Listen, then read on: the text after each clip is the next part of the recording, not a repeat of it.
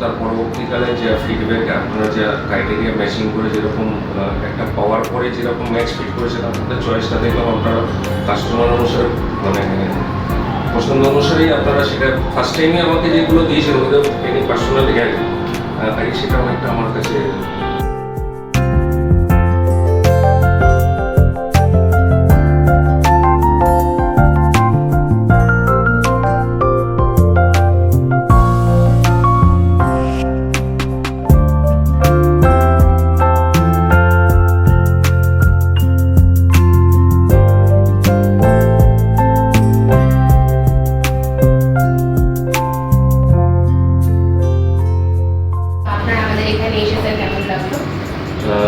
খুব ফ্যামিলি এবং